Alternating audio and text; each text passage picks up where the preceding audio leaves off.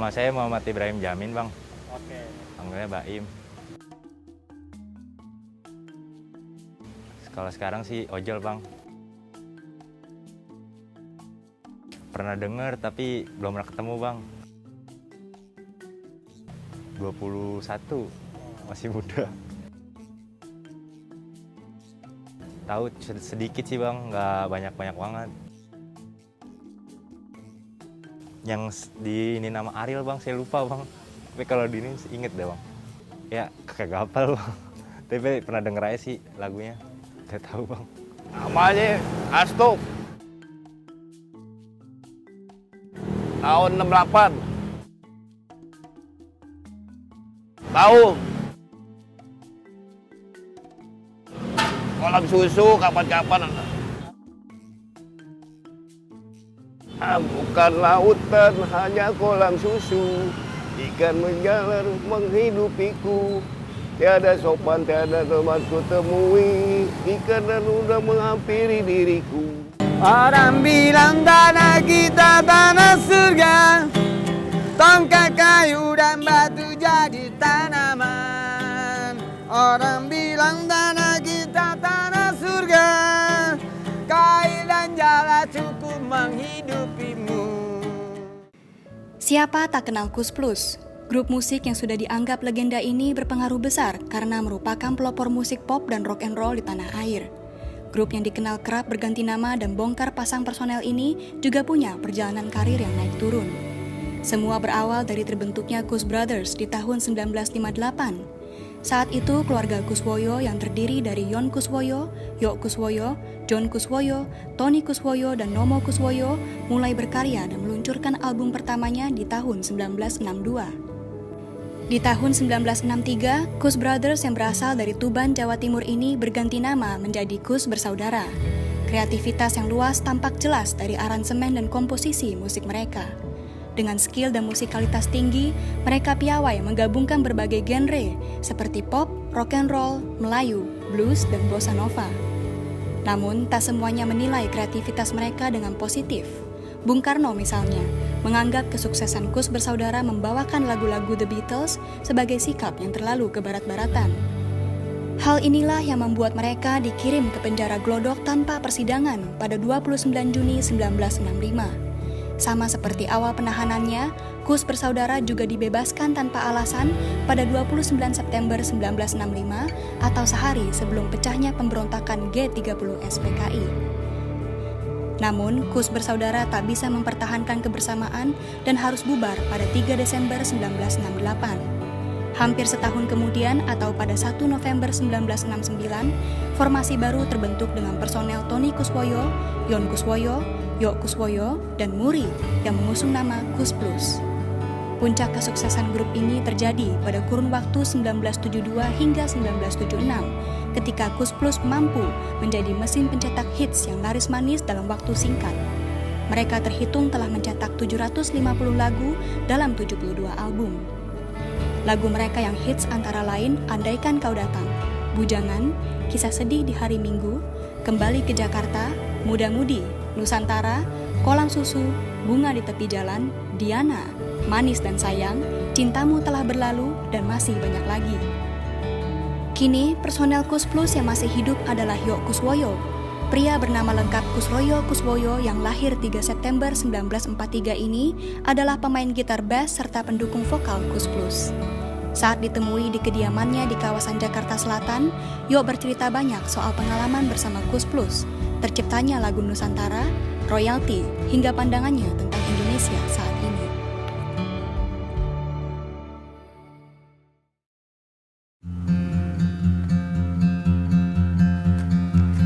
Saat ini kita sudah berada di kediaman Kusroyo Kuswoyo alias Yok Kuswoyo yang merupakan personil dari band Koes Plus yang begitu terkenal di Indonesia pada tahun 1970 hingga tahun 1980-an. Kita akan berbincang sebentar nih dengan beliau mengenai pengalamannya saat masih aktif di dalam band dan juga kesan-pesannya tentang keadaan Indonesia saat ini. Yuk, langsung aja.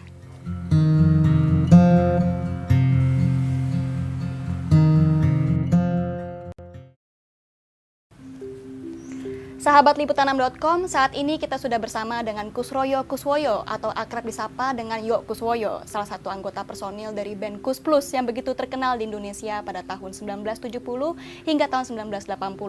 Langsung saja kita ngobrol ya dengan orangnya. Halo Mas Yok, gimana kabarnya? Baik. Nah Mas Yok, sebagai seorang legenda di Indonesia nih Mas Yok, melihat keadaan Nusantara saat ini, apa pendapat Mas Yok? Ya semua itu kan diawali dari mulai yang gini saya, terus lama-lama nanti menjadi baik. Contoh, saya kasih contoh. Dulu saya pernah membuat lagu Nusantara 1 sampai sekian. Terus kemudian saya lihat orang kok nggak ada memikirkan mengenai infrastruktur gitu ya. Saya buat lagu juga, jangan kau biarkan, bangunkanlah bersama desaku. Baru saat ini yang ada orang ngurus mengenai infrastruktur. Dulu-dulu apa? Kalau saya ingat ini, saya cerita ke sana kemari nggak apa-apa ya? Iya. Dulu Bung Karno itu menyekolahkan pemuda-muda supaya pintar di luar. Ya. Sayangnya belum sampai mereka selesai, terjadilah peristiwa G30S itu. Jadi mereka yang pulang dari luar itu dianggap semuanya PKI dan akhirnya nggak berani pulang. Nah, sekarang banyak yang di Swiss misalnya sampai dia berkeluarga di sana, yang di Prancis, yang di mana-mana. Banyak bangsaku yang di sana, yang dulu disekolahkan sama Bung Karno. Tidak kembali ke Indonesia justru ya? Ya karena takut. Kalau pulang dianggap wah ini PKI gitu. Itu dipakai, aduh makanya ya sekarang ini mudah-mudahan menyadari lah. Apalagi sekarang ibu kota Jakarta yang udah padat sesak ini. Bahkan bukan Jakarta aja, seluruh Jawa ya, seluruh dari daerah-daerah mana semua pergi ke Jawa. Makanya dipindah ke sana di Kalimantan. Maksudnya apa? Supaya nanti itu lebih menyebar, gitu loh. Nggak cuma ngumpul nih di Jakarta. Jangan dong, jangan begitu. Bagaimana pandangan Mas Yo tentang rencana untuk menamai ibu kota baru dengan nama Nusantara, sama dengan salah satu judul lagu Kus Plus yang begitu terkenal? Saya sebetulnya hati kecil saya kok kurang pas gitu ya. Karena Nusantara itu adalah kepulauan. Kalau Kalimantan itu kan, itu juga yang kasih nama juga pendahulu kita. Kalinya penuh dengan intan, Kalimantan. Oke. Ya. Kalau Madura itu madunya segoro, madunya segara. Jadi pertama kali yang buat garam itu orang Madura di sini. Semua ada maksudnya. Nah sekarang seperti sebelum dikasih nama Sumatera, itu namanya Andalas. Maksudnya itu kandele alas, itu bahasa Jawa. Setelah ditemukan minyak, baru dikasih tahu sumber patra. Patra itu minyak, potro orang Jawa. Sumatera kan gitu. Iya. Tapi kalau gitu hati kecil Mas Yo tuh inginnya nama seperti apa yang cocok untuk ibu kota baru? Ibu kota baru ya Jaya Nusa. Jaya Nusa. Jaya Nusa. Oh, kenapa tuh? Pulau Kemenangan. Jaya itu nah seperti misalnya dulu di sini Jayakarta, kota kemenangan. Jadi Jakarta. Orang Eropa datang jadi Batavia. Semua ada maknanya. Jadi nggak salah-salah kok. Ya, kalau masalah mau dipindah ke Kalimantan tuh saya setuju. Supaya di sini tidak terlalu penuh. Ya gantian lah sekarang nanti karena pusat pemerintahan di sana kan yang dari Sumatera, dari Sulawesi sudah, anak kan datang ke sana semua. Jadi nggak ngumpul di Jawa semua gini, repot. Iya sih, tapi kan sama nih Nusantara nama ibu kotanya dengan lagu yang dimiliki oleh Kus Plus. Bukannya justru seneng, jadi lagunya kan akan diingat terus. Ya tapi maknanya kan beda. Oke. Nusantara itu sebenarnya, ini maaf ya saya bukan saya kesukuan ya, Nuswantoro itu kepulauan di antara dua samudra, itu Nuswantoro. Atau di Indonesia ya Nusantara, sama aja kan, kepulauan di antara dua samudra kan gitu. Oke lah. Saat membuat lagu Nusantara itu apa sih yang lagi dipikirin oleh Kus bersaudara? Yang pertama ingin menanamkan rasa memiliki dan mencintai tanah air yang kita tinggali ini. Kan tanah air kita Nusantara kan gitu. Ya. Nah sekarang makanya saya tadi sampai, ya maaf ya kalau saya salah. Misalnya Inggris, ibu kotanya apa Inggris? London. London. Prancis, ibu kotanya apa? Paris kan, bukan Prancis kan. Nah hal yang gini ini kita kadang-kadang lucu. Nanti gimana? Ya, makanya saya bilang itu loh, seperti Jayakarta gitu, itu kota kemenangan gitu. Jadi Jaya Nusa gitu, Pulau Kemenangan. Jadi Ya kalau maaf untuk... ya maaf, saya bukan sok. Nggak apa-apa Mas Yo. Sekarang kita berlanjut sedikit nih kepada sejarah dari Koes Plus ya. Lagu Koes Plus pernah masuk ke majalah Rolling Stone sebagai salah satu lagu terbaik sepanjang masa di Indonesia, yaitu lagu Kolam Susu. Nah, menurut Mas Yo, masihkah Indonesia saat ini seperti lagu yang digambarkan Mas Yo itu? Sebetulnya masih. Makanya saya juga sendiri juga waktu saya masih suka di panggung ya. Kalau dulu kolam susu, sekarang ini kolam lumpur. Kenapa tuh? Kail dan jala sudah banyak yang nganggur, ikannya dicuri sama orang luar. Iya ya. Loh, gimana? Ini udah jelas. Nanti kalau ada menteri yang berani seperti Susi misalnya, dia sampai buat kapal untuk nelayan-nelayan kecil. Jadi nelayan kecil itu kalau mau melaut ditarik sama kapalnya dia. Nanti kamu cari ya, tarikan, dapat kumpul sini, ditarik lagi ke pelabuhan mana. Itu hebat ya. Saya kalau ada yang bagus itu saya puji.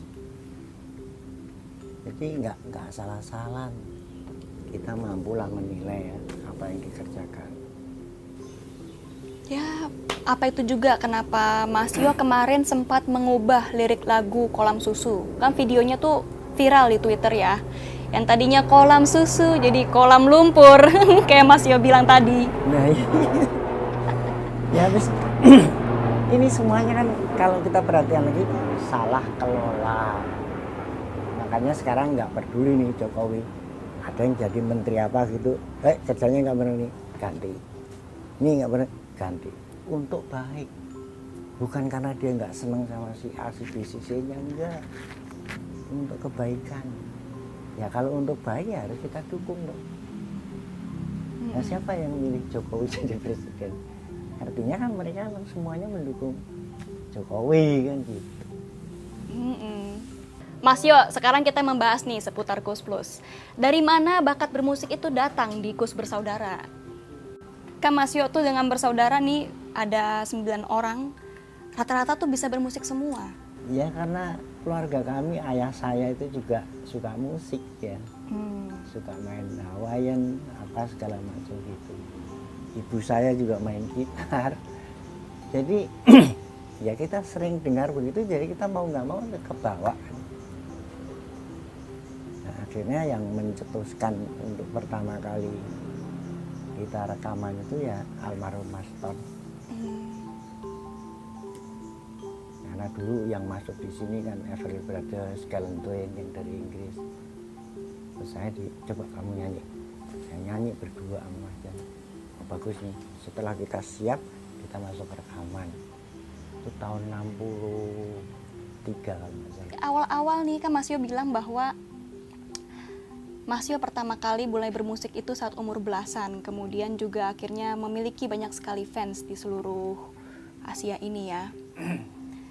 Mas Yo masih ingat gak pengalaman yang paling mengena saat manggung pertama kali itu kapan?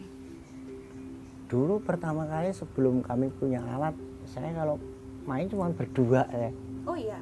Iya, Sama Yon, siapa? sama Mas Yon, ya, cuma berdua. Setelah kami punya alat ya kita rame-rame lah gitu. Sederhana kok sebetulnya. Beli alat musiknya gimana tuh, minta ke ayah? Atau minta ke ibu waktu pertama kali mau beli alat musik? Oh, kita kumpul sendiri, kita nggak pernah minta. Oh. Justru kita tuh sebetulnya nakal-nakal lah. ya, laki-laki semua ditinggal. Karena ayah saya kan setelah dia tidak bekerja di pemerintah, dia membuat perkebunan tembakau. Jadi kita selalu disuplai gitu untuk keperluan gitu.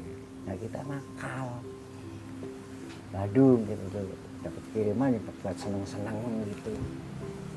Dapat kiriman langsung beli apa yang pengen? Buat seneng-seneng. Ah. Ya itu, makanya terus akhirnya muncullah kita rekaman itu. Nah itu udah cukuplah, udah nggak usah dikirim-kirim, kita udah cari uang sendiri. Jadi waktu pertama kali bikin rekaman itu diam-diam tanpa sepengetahuan orang tua? Kan nggak boleh tadinya. Oh, nggak boleh? Main musik aja nggak boleh, gimana? Tapi kan ayah suka musik, kata Mas Yo. Memang suka, tapi kan gini ya, jadi pikirannya ayah saya mungkin nanti kalau kita main musik itu seperti orang yang ngamen dreng dreng dreng dapat uang gitu, bukan Iya. gitu. Kita pikiran kita lebih jauh lagi gitu, apalagi dulu sudah ada plat ya, piringan hitam kan gitu. Ya udah, akhirnya karena kami sukses, ayah saya ikut buat lagu. Gitu. Oh. Tadinya enggak. Lagu Mas Yo juga pernah kan masuk ke tangga lagu Australia sempat? Oh tuh? iya, Why Do You Love Me ya. Iya, Why Do You Love Me. Itu yang nulis siapa dulu? Saya.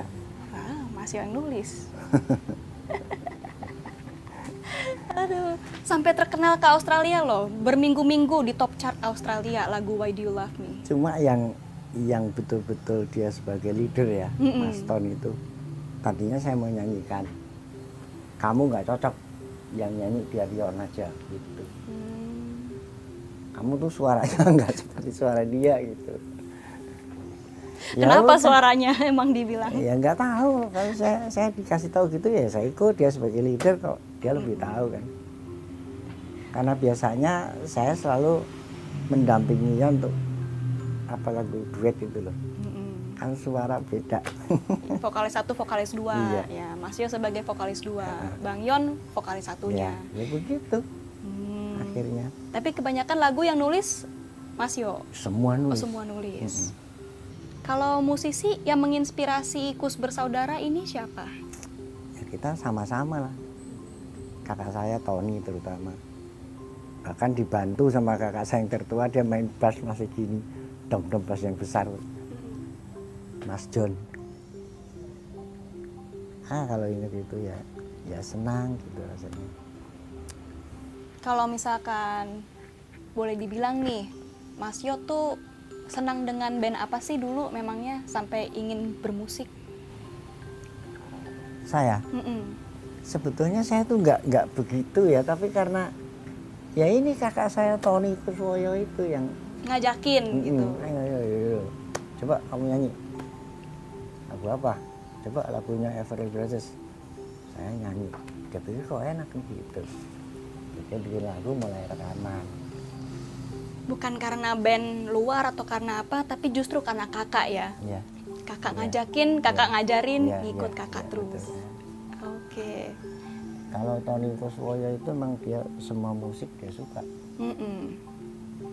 Sampai gamelan dia juga suka. Masih saya ada tuh di rumah gamelan, gambang. Berarti semua alat musik bisa mainin dong? Iya. Pernah coba seenggaknya sekali? Pernah coba. Yang paling sulit apa tuh alat musik buat dimainin? Nggak ada, kalau kita mau nih nggak ada. Kan saya udah bilang, yang penting tuh kemauan.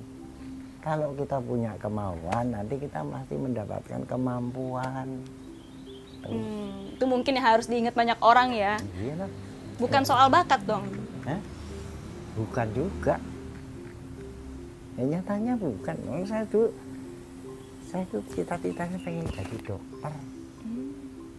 Tapi kalau sama kakak-kakak itu akhirnya rekaman. Udah. Dilupakan deh mimpi jadi dokternya. Iya. Mas yang tuh udah tingkat 2 arsitektur. Ditinggal gitu aja dia. Di Trisakti gitu dia. Udah akhirnya terus main musik sampai tuwek. Udah panggilan hatinya bermusik. Iya itulah. Takdir dong ini. Iya betul. Semua terjadi atas kehendaknya besar. Tadi saya sempat nanya, masih inget gak pertama kali manggung di mana? Kayaknya belum kejawab deh tuh. Ingat gak pertama kali manggung tuh di mana? Saya di Jogja, cuma berdua kan tadi udah saya katakan. Karena belum punya alat musik gitu. Akhirnya karena kakak saya John itu dia sudah bekerja ya waktu itu yang dia sebagai pelaksana membangun Hotel Indonesia. Nah, dia punya uang, terus dia ke Solo beli alat-alat. Itu ceritanya. Umur berapa itu saat itu? Ya 17 apa berapa lah itu. Udah Masih muda. masih muda banget lah. Ada nggak umur 16 tuh udah mulai manggung? Belum. Belum. Berarti sekitar umur 19-an Itu kira-kira. grup. Oh, udah jadi grup saat itu. Kalau yang pertama kali kan tadi saya bilang saya di Jogja cuma berdua. Cuma berdua. Nah, kenapa tuh namanya bisa jadi Kus Plus dari Kus Bersaudara? Tadinya kan kita Kus Bersaudara. Karena drummernya Mas Nomo itu dia lebih condong ke bisnis. Jadi waktu kita latihan itu dia ada yang teriak-teriak di luar. Nom, kamu kasih nggak tuh mobilnya, ada tawaran bagus nih. Dia bilang, enggak, gua lagi latihan. Nah itu Mas Ton tuh marah. Drumnya ditendang sama Mas Onton tuh, yang ditendang itu. Udah, kamu mau main musik apa bisnis gitu. Nah itu terus akhirnya gimana nih, kita udah tinggal bertiga kan. Mas Ton, Mas John, saya. Gimana nih cari-cari. Kebetulan Muri dulu kan ikut grup Patas ya. Terus dia ada gimana saya nggak tahu, dia pulang Surabaya disusul. Timur, kamu mau ikut ngedrum di grup saya nggak? Mau dia, ya sudah. Itu makanya jadi Kus Plus.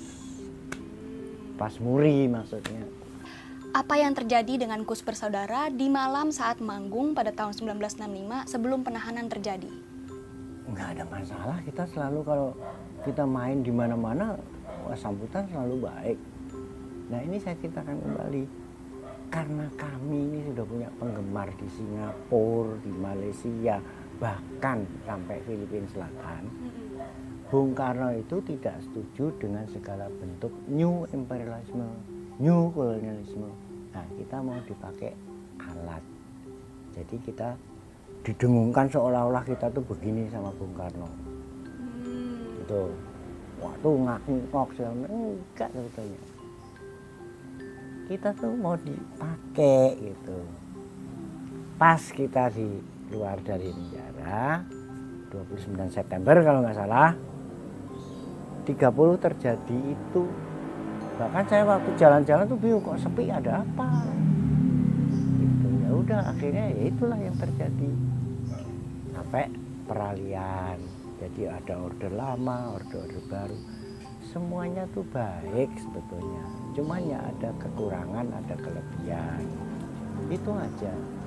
Jadi kalau rumor yang bilang bahwa saat lagi manggung di malam itu tahun 1995 ada yang protes gitu, warga melempar batu, itu nggak benar? Oh, itu gini ceritanya. Gimana tuh? Ini waktu itu kita di bawah komandan kita itu Kolonel Kusno. Kolonel Kusno itu dari Komando Operasi Tertinggi, itu eranya Bung Karno kan. Kita main di rumah dia. Main di rumah dia, kita nggak main musik. Oke. Ya, kita dihibur. Nah, waktu itu ada yang grup siapa itu ya, grup itu bawakan lagu itu, tiba-tiba dari anak-anak muda itu, kalau nggak salah Pemuda Rakyat itu ribut, saya keluar aja, dia nggak tahu kok saya siapa. Malah saya tanya, ada apa nih, ada apa?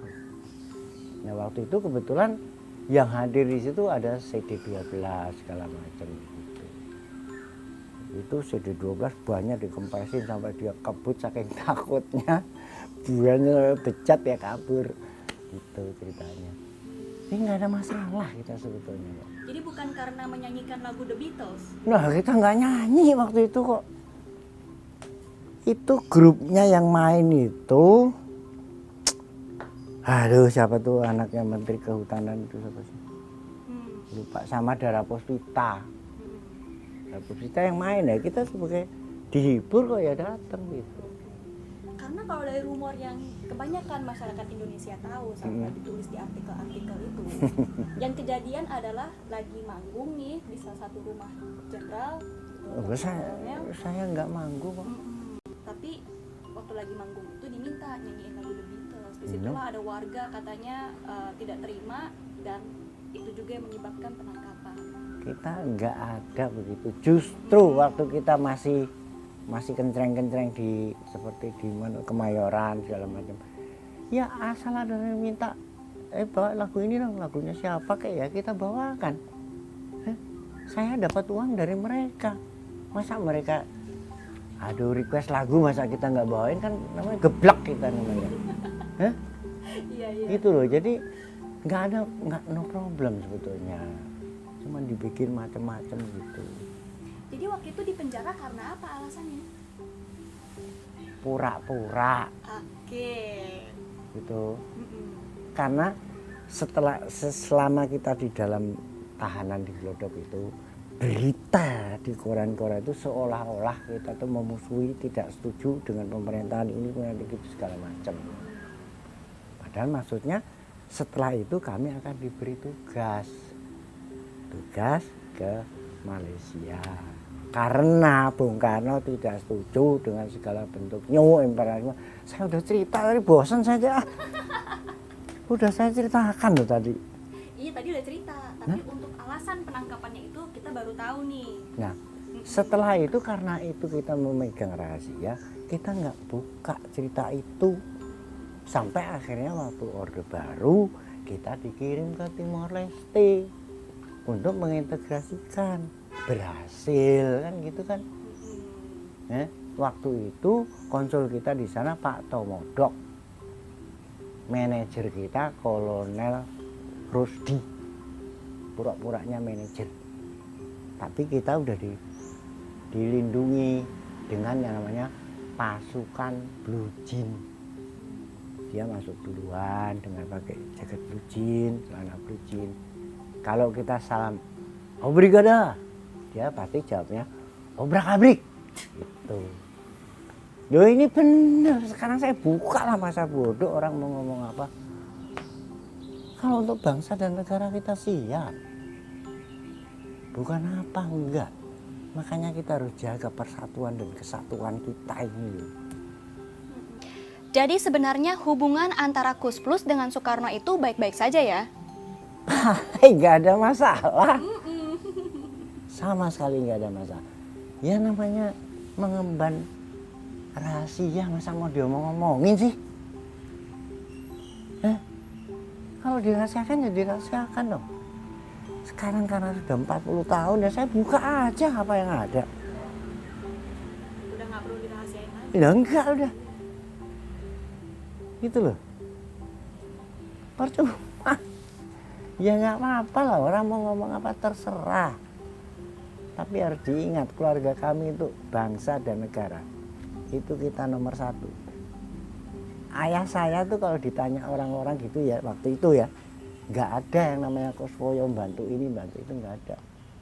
Dia pakai nama samaran juga, Danu Kusumo. Kusumo itu bunga, Danu itu hutan. Bunga hutan ayah saya itu. Justru dia korupsi dari Belanda itu untuk perjuangan. Itu loh. Jadi ya sampai sekarang anak-anaknya juga berjuang untuk bangsa dan negara. Melalui musik. Tuh.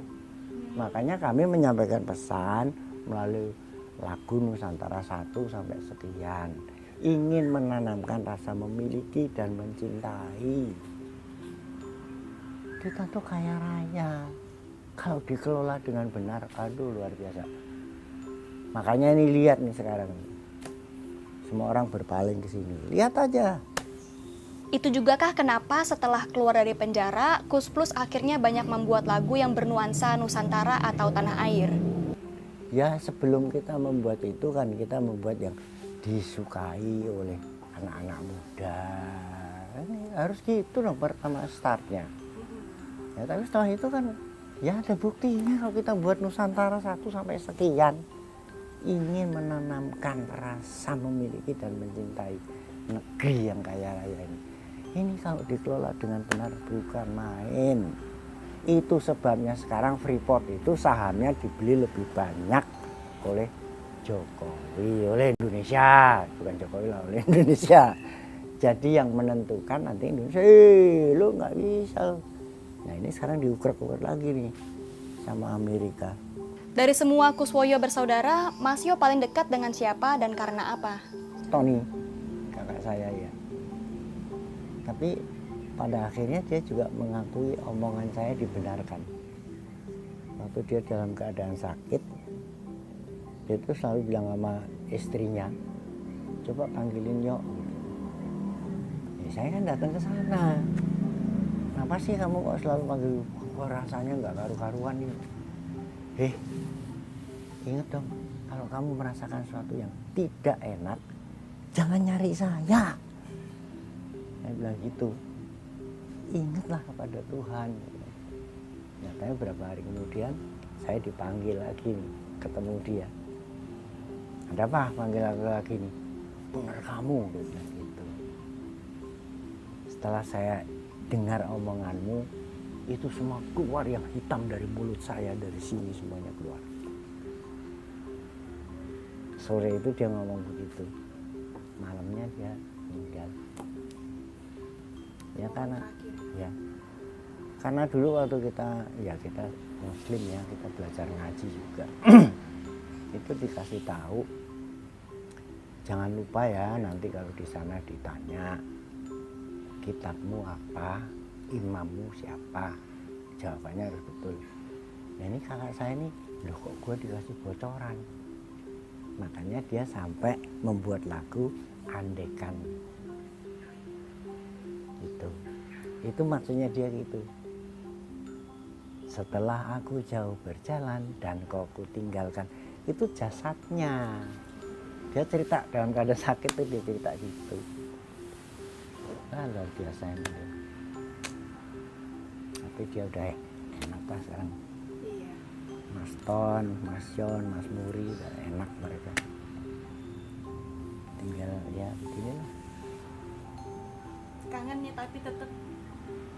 Iya, ya namanya hubungan batin itu nggak bisa hilang.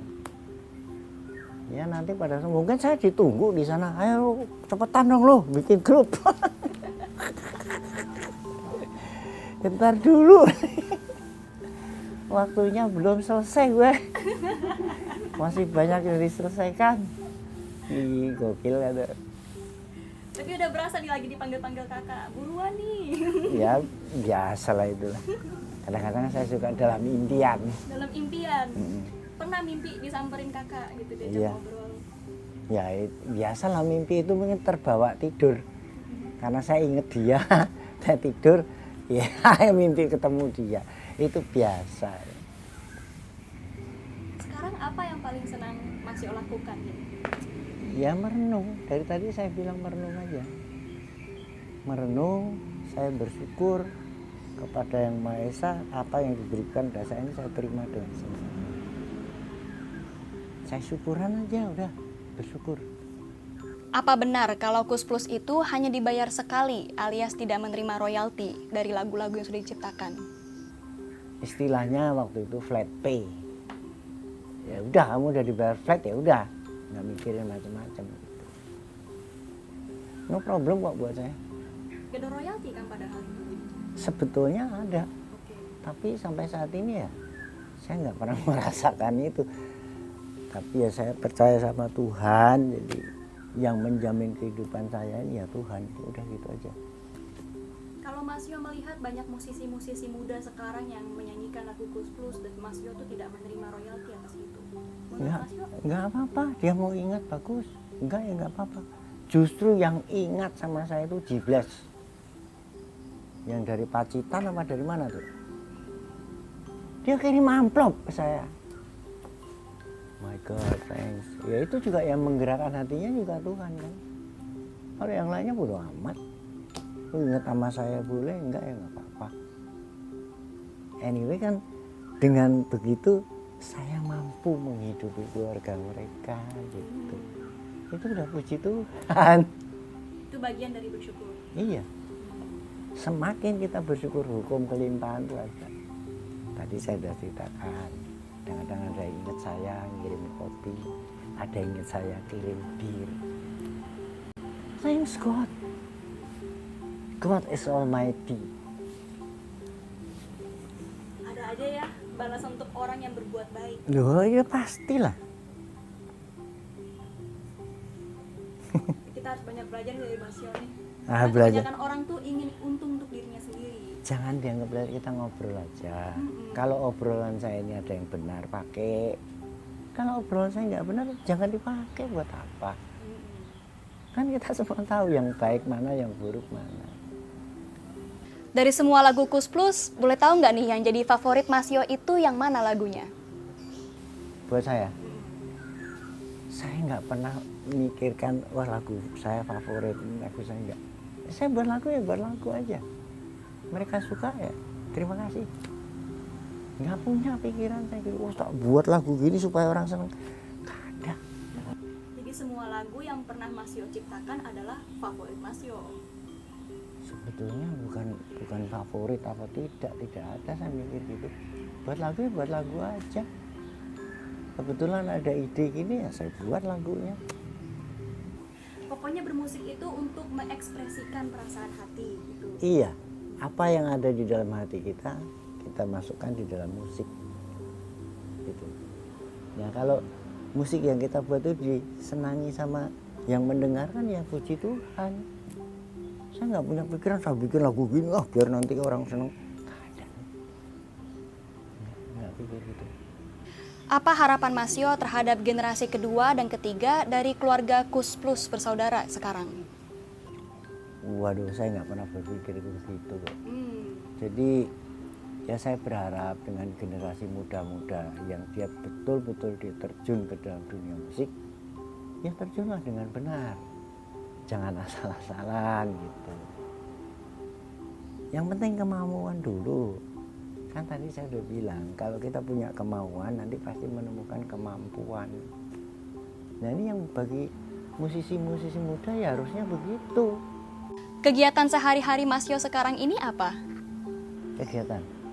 Nggak ada kegiatan. Kan tadi saya bilang, saya tuh boleh dibilang 90% tuh merenung. Menunggu saat saya dipanggil. Nggak mungkin ya mau terus-terusan sampai. Nggak mungkin. Sebetulnya maksud kita itu, maksud kami, itu ingin menanamkan rasa memiliki dan mencintai. Seperti sekarang yang saya nyanyikan misalnya ya, kita tuh paru-paru dunia dengan hutan yang di mana-mana ini. Makanya sampai muncul lagu Hutan belantara, banyak tersebar Nusantara, kan gitu. Tanah yang kaya bagai permata Nusantara. Itu semuanya tuh menanamkan rasa kita tuh kaya raya. Makanya dikelolalah dengan benar. Sampai saya membuat lagu Kolam Susu. Akhirnya saya karena gregetan saya ganti kolam lumpur. Bukan lautan, hanya kolam lumpur. Kail dan jala sudah banyak yang nganggur. Tiada ikan, tiada udang kau temui. Semuanya sudah habis dicuri. Itu juga. Orang bilang tanah kita tanah surga. Tapi sayangnya salah kelola. Tuh. Asal tahu aja. Kalau dikelola dengan benar, waduh kita tuh sejahtera. Udahlah, kita tuh kaya raya, sejahtera. Baru sekarang ini diperbaiki. Sampai infrastruktur aja baru sekarang. 74 saya udah membuat lagunya. Jangan kau biarkan, bangunkanlah bersama desaku. Gitu loh. Nah, di mana-mana seluruh Nusantara ada desa, ada kota kan gitu. Makanya ini nanti, waduh. Jaya Nusantara, ibu kota. Terima kasih banyak atas bincang-bincangnya hari ini Mas Yo. Banyak sekali membuka pikirannya untuk saya sendiri dan juga pastinya para sahabat liputan6.com. Itu dia sahabat liputan6.com, perbincangan kita dengan Kusroyo Kuswoyo alias Yo Kuswoyo yang merupakan personil dari Kus Plus. Semoga ini bisa menginspirasi kalian semua. Sampai jumpa dan sampai bertemu lagi.